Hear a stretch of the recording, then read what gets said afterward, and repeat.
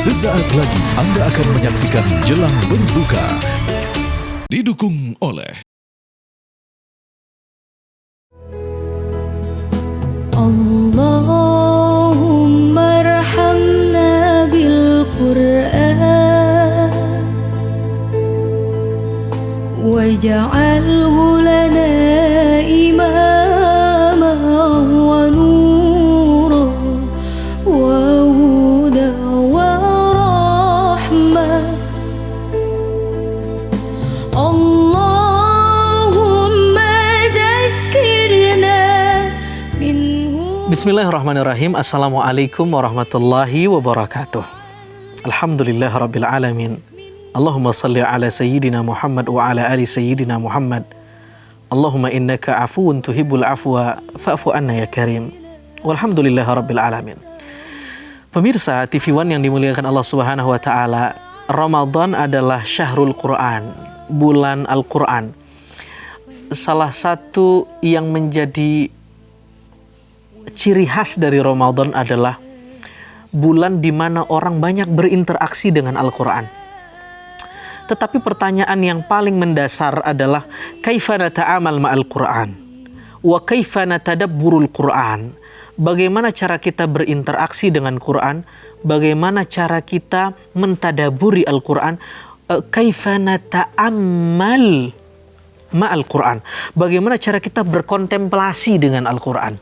Saudara yang dimuliakan Allah, ada beberapa catatan agar kita bisa meregu saripati Al-Quran di bulan Al-Quran. Satu, at-tilawah bil mushaf.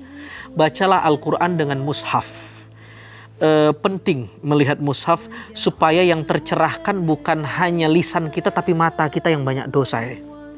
Meskipun kita sudah hafal ayatnya, tapi ambil mushaf, duduk dengan tenang, baca dan lihat, mata kita akan tercerahkan dengan setiap huruf-huruf yang dirangkai oleh Allah Subhanahu wa taala.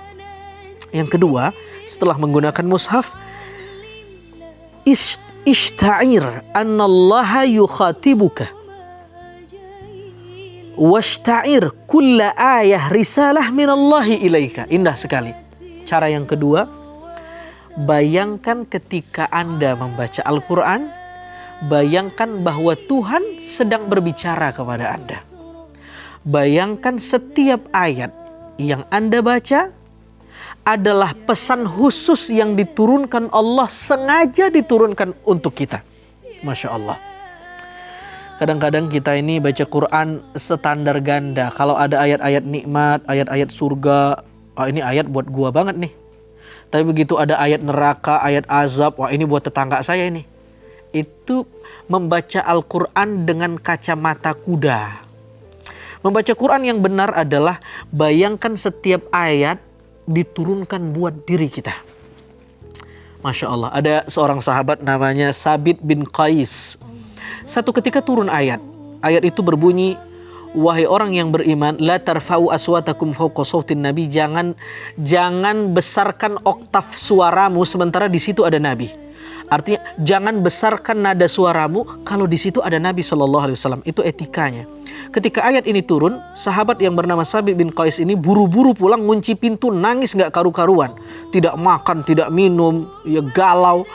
Suatu ketika Nabi nanya, mana Sabit bin Qais? Sahabat mengatakan, dia sedang galau ya Rasul, sejak satu ayat turun mengatakan jangan besarkan suaramu sementara di situ ada Nabi. Lalu kata Nabi, antarkan saya ke rumahnya, saya ingin memberi Sabit bin Qais makna ayat itu. Datanglah Nabi ke rumahnya dan Nabi bertanya, kenapa kamu sedih setelah ayat itu turun wahai Sabit?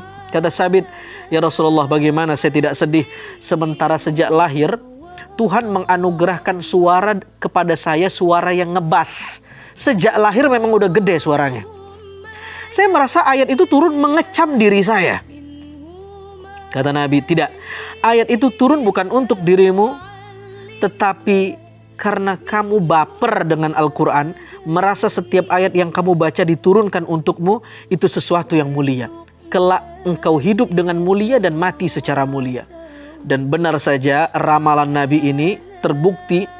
Sabit bin Qais menjadi martir, mati dalam keadaan syahid di medan perang. Gara-gara dia punya cara berinteraksi dengan Al-Quran yang baper, merasa setiap ayat diturunkan buat dirinya.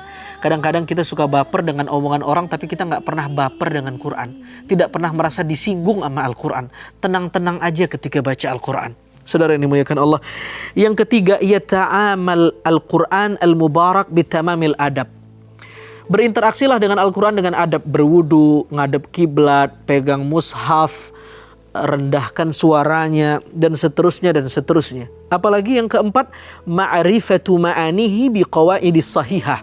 Bacalah Al-Quran dengan kaidah-kaidah yang benar, dengan kaidah pemahaman yang benar. Tidak cukup dengan terjemahan saja, baca tafsirnya, belajar, konfirmasi kepada guru, apakah sudah benar. Ada ayat bunyinya, wa'bud rabbaka hatta ya'tiyakal yakin. Beribadalah kamu kepada Tuhan, sembahlah Tuhanmu sampai datang keyakinan.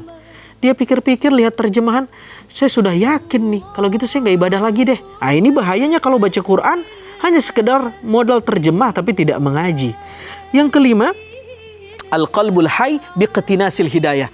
Hatinya harus hidup, terkoneksi ketika baca Al-Quran untuk mendapatkan hidayah. Yang terakhir, ta'athuran. Bacaannya harus berdampak untuk dirinya, harus membawa perubahan. Mudah-mudahan bermanfaat. Saya Azhari Nasution. Assalamualaikum warahmatullahi wabarakatuh.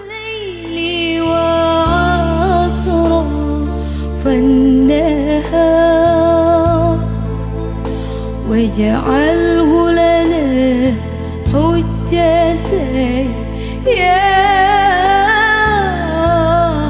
رب العالمين. Anda baru saja menyaksikan Jelang Berbuka. Didukung oleh